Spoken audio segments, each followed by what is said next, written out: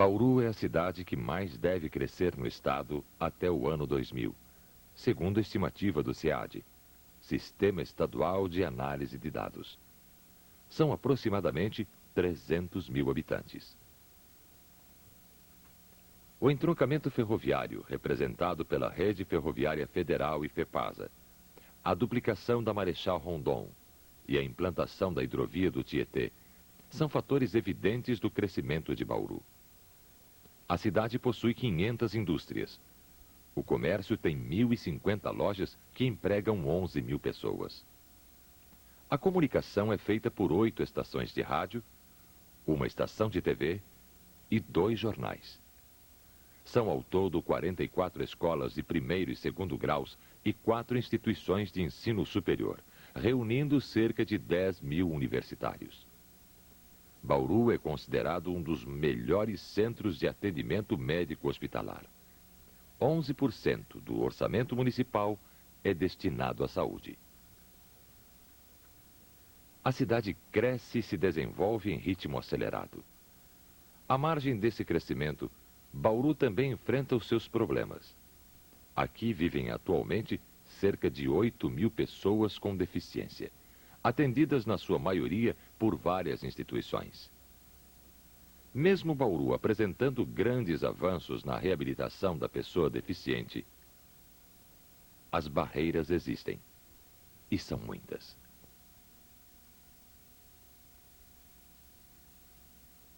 As pessoas são diferentes. Algumas dessas diferenças são desvalorizadas pela sociedade, porque não preenchem os valores desejados. Elas são rotuladas de deficiência. É considerada deficiente a pessoa que possui algum tipo de limitação física, sensorial ou mental. As pessoas com dificuldades sociais, de comunicação e com problemas orgânicos podem também ser consideradas deficientes, dependendo do grau e tipo de limitação. A deficiência pode originar incapacidades. Estas variam de acordo com as atividades que a pessoa pretende desempenhar, dentro do contexto físico e social imposto pela sociedade. Deficientes físicos são os que possuem algum tipo de paralisia, de limitação do aparelho locomotor, além dos possuidores de malformação e os amputados, entre outros.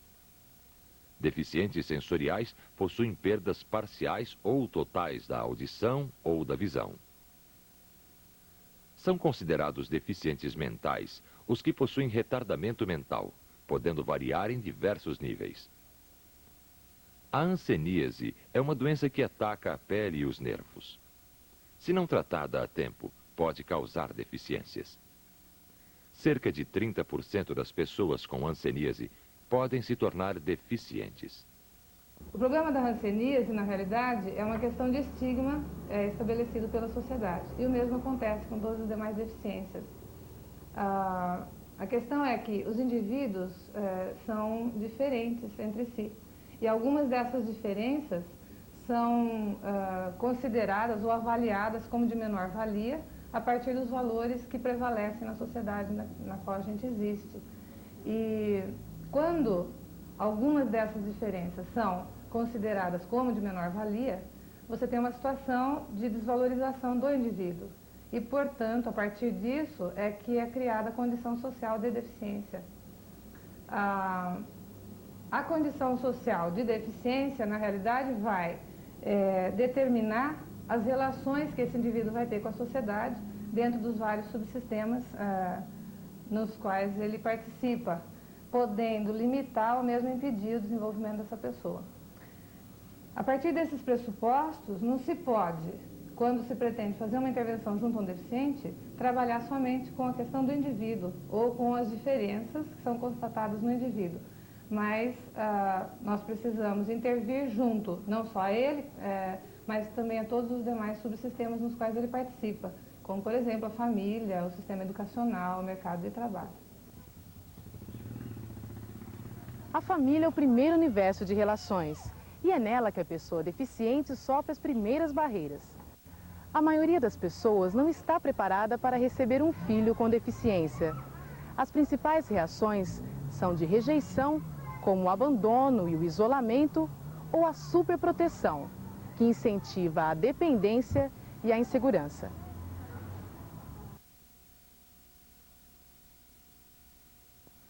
Uma barreira significativa é a falta de conscientização da família, principalmente no caso da hanseníase.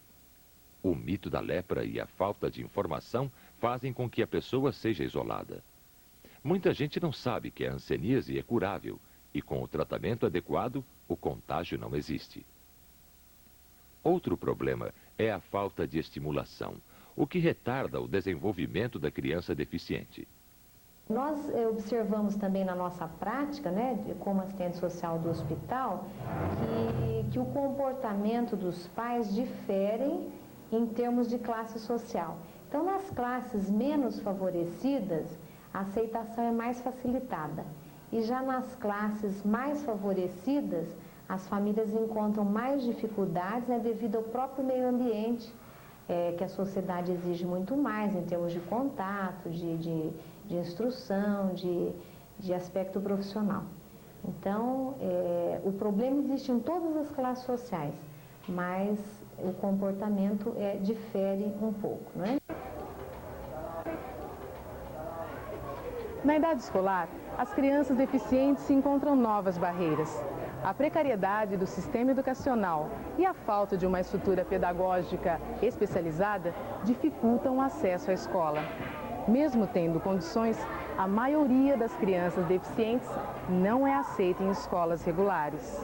Eu não posso julgar que seria uma falta de informação da parte dos professores, porque eu acho que as informações existem. Então, nós acreditamos que falta também um pouco da boa vontade, da colaboração deles, que são professores, que são diretores. As crianças deficientes sofrem também com as brincadeiras e com a discriminação dos colegas de classe, principalmente as crianças com malformação. Isso dificulta o relacionamento e o aproveitamento escolar. Eu já perdi 2 anos de escola, isso aí sem que meus amigos soubessem que eu tinha lepra.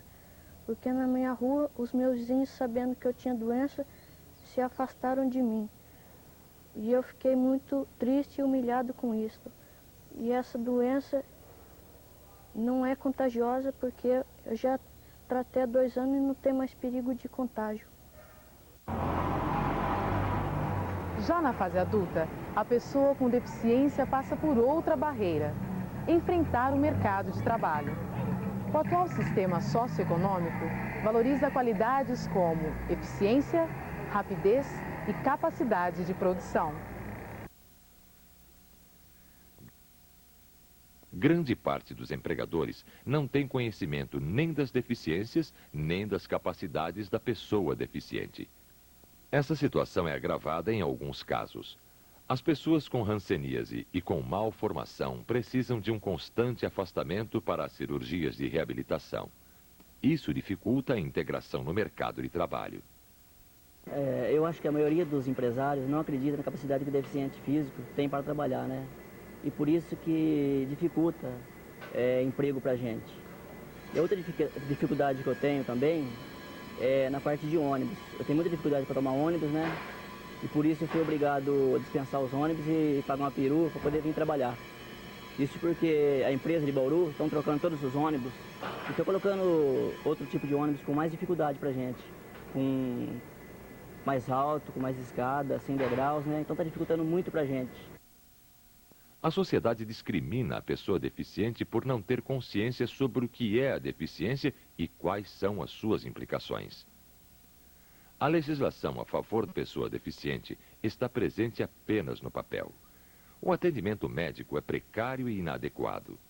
Causa deficiências que poderiam ser evitadas e ainda prejudicam o processo de reabilitação. As barreiras físicas praticamente impedem a participação social do deficiente físico. Elas se manifestam nas dificuldades de acesso, na falta de produtos e instrumentos adequados. Nós, portadores de deficiência, enfrentamos muitas dificuldades no nosso dia a dia, em todas as nossas atividades. são principalmente barreiras arquitetônicas. Desde a dificuldade que a gente tem para trafegar numa rua, descer guia, subir guia, atravessar a rua, até escadas, né, em locais de acesso que nós precisamos ter, todos os estabelecimentos públicos. Às vezes a gente dá em certos locais, ou uma rodoviária que diz ter acesso para o deficiente, tem plaquinha, tudo, tem uma rampa de acesso para um ônibus, mas se você quer utilizar um banheiro, você não consegue entrar nele, tem uma roleta super pequena, a pessoa já olha com uma cara meio feia para você. Hoje é feito um trabalho por algumas firmas, né, que se preocupam com isso, que no caso da Sorri Brasil, que é essa cadeira que eu tenho, né, que é uma cadeira que foi feita especialmente, né, a pedido, onde ela tem uma aerodinâmica legal, tem um ponto de equilíbrio super bom, que permite um manuseio legal dela, né? Uma independência muito maior do que as cadeiras tradicionais. Mas ela também tem certas coisas que talvez precisem ser melhoradas, né? Como o acesso, o piso de pé, né? Que talvez pudesse ser revestido com algum material que não aquecesse demais. O próprio aro de mão, né? Que fica situado aqui, que por ser de metal, na época de frio, fica extremamente gelado para a gente conseguir se locomover, dificulta, a gente quase não aguenta, né, se locomover sozinho por causa do frio que fica nos ferros, né, na condição de inverno. E no calor acontece o oposto. Por ser metálico isso aqui, ele aquece de tal maneira que, por exemplo, você não aguenta pôr a mão. Às vezes você vai descer uma ladeira, qualquer coisa assim, chega a fazer bolha na mão pela intensidade do calor que faz com o sol e o atrito, né, do movimento que a gente tem. Mas tem melhorado, só que precisa fazer um trabalho melhor ainda que esse, né, adequar mais para permitir uma maior independência para as pessoas. Durante 2 anos foram coletados dados e materiais para a elaboração de um projeto. Esse projeto visava dar condições de acesso às pessoas portadoras de deficiência física na cidade. Continha um manual com todas as especificações para a eliminação das barreiras arquitetônicas. Continha também uma alteração no Código de Obras de Bauru, visando atender as pessoas portadoras de deficiência, com base nesse manual. E a parte mais prática, que seria a aplicação de todas dessas medidas num trecho da cidade, que seria um rebaixamento de guias e sarjetas da Avenida Rodrigues Alves. Nesse manual continha dimensões de portas, de escadas, de rampas, todas as dimensões necessárias.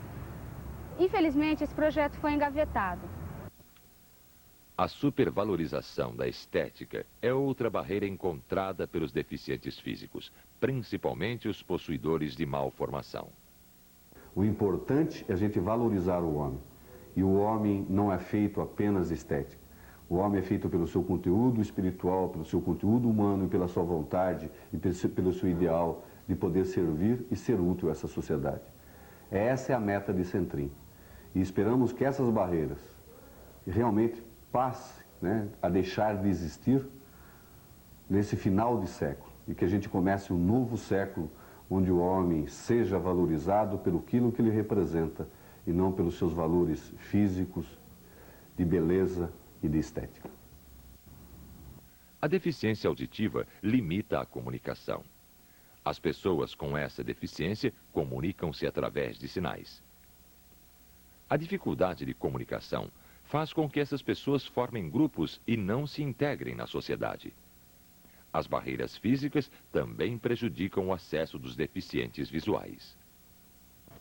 Bom, a dificuldade que a gente se encontra, nós deficientes visuais que encontramos, é assim, muito obstáculo nas calçadas, muito entulho, aquela lixeira, muito galho caído nas calçadas, e mesmo no ônibus também. Muita gente por ser portador, não assim por caridade, mas devia ter um lugar reservado para a gente, igual a São Paulo e outras cidades, que tem um lugarzinho para os deficientes visual, físico. Então, aquela poltrona ali só fica para nós mesmos deficientes. E parece que tem gente que não dá o lugar para a gente. No caso meu, já tem lugar até para velhinha, ou com senhora com criança no colo.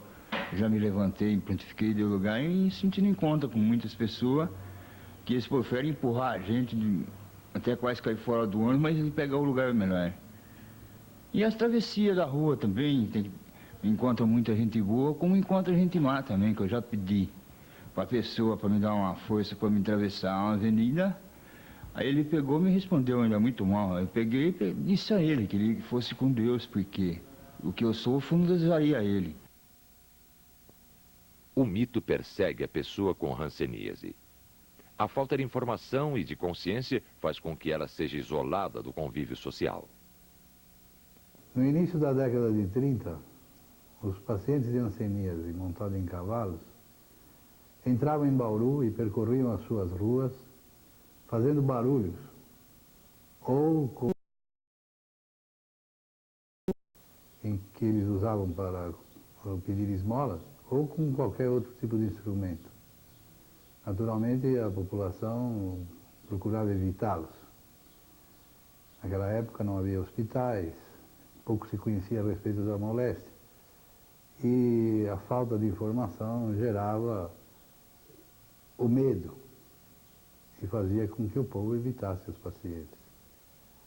Ainda hoje, essa falta de informação é responsável pelos obstáculos que ainda existem para a reintegração e o tratamento dos pacientes em muitos lugares. As barreiras existem. Bauru tenta amenizá-las. Conta, por exemplo, com as iniciativas do Conselho Municipal da Pessoa Deficiente. Eu sou um elemento do Conselho Municipal dos Deficientes e nós estamos representando todo tipo de deficiência. Esse conselho foi montado para que os deficientes tenham a quem procurar e reivindicar suas necessidades no dia a dia, na rua, certo? Das restrições que são impostas a eles, quanto ao, sei lá, toda a discriminação que ele sofre, ter um órgão a quem ele recorrer. Bauru conta ainda com instituições que intencionam conscientizar a família e identificar deficiências no recém-nascido.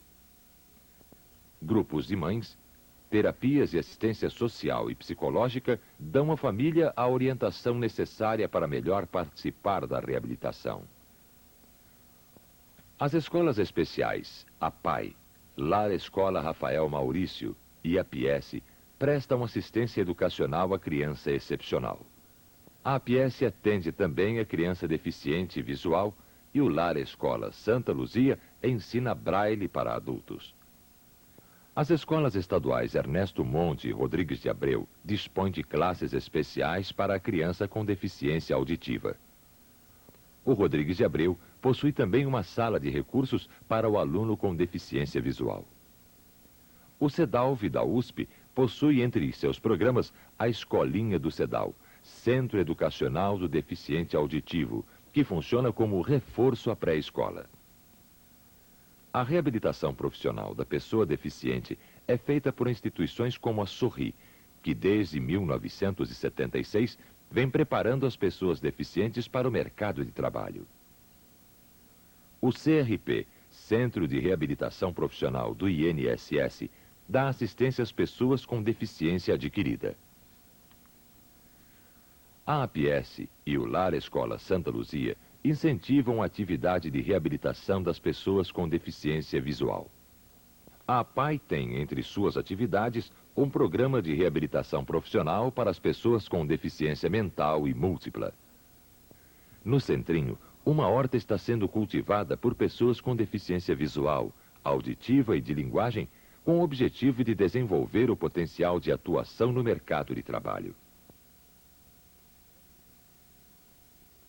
Esta é uma turma diferente. Esse grupo de bonecos pretende conscientizar a sociedade sobre as deficiências e diminuir a discriminação. A equipe de basquete em cadeira de rodas da Sorri é uma atividade esportiva a favor da integração da pessoa deficiente. Outro programa da Sorri é o desenvolvimento de projetos especiais. São produtos e instrumentos adequados às pessoas deficientes.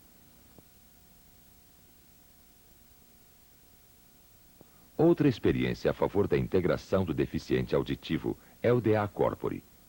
Este grupo de dança e expressão corporal é formado não só por deficientes auditivos, mas também por ouvintes. O Hospital de Reabilitação de Bauru, o Centrinho, atende mais de 19 mil pacientes com malformação crânio-facial e realiza cerca de 400 cirurgias por mês. As cirurgias favorecem a integração desses pacientes à sociedade. O hospital envolve também outros 2 grandes centros. O CEDALV, Centro de Atendimento aos Distúrbios da Audição, Linguagem e Visão, que atende cerca de 2.500 pacientes. E o CPA, Centro de Pesquisa Audiológica da USP, que, além de outras atividades, realiza o programa de implante coclear, um dos maiores avanços da audiologia. Aqui, ao lado do hospital, está sendo construído um novo prédio para proporcionar maior assistência às pessoas deficientes. O Instituto Lauro de Souza Lima é um dos maiores centros do mundo em pesquisa e tratamento de hanseníase. Possui um grande centro de reabilitação. Um dos objetivos do Instituto é acabar com o mito da lepra. Mito. O grande causador de segregação da pessoa com hanseníase.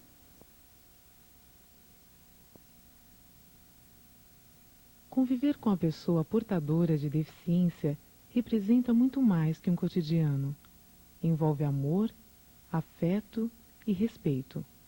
Uma realidade de descobertas e emoções, onde se percebe que aprender não pressupõe palavras ou gestos definidos, mas uma força maior. O amor pelo sorriso, o amor pelo ser, o amor pela criança, pelo idoso, o amor ao próximo.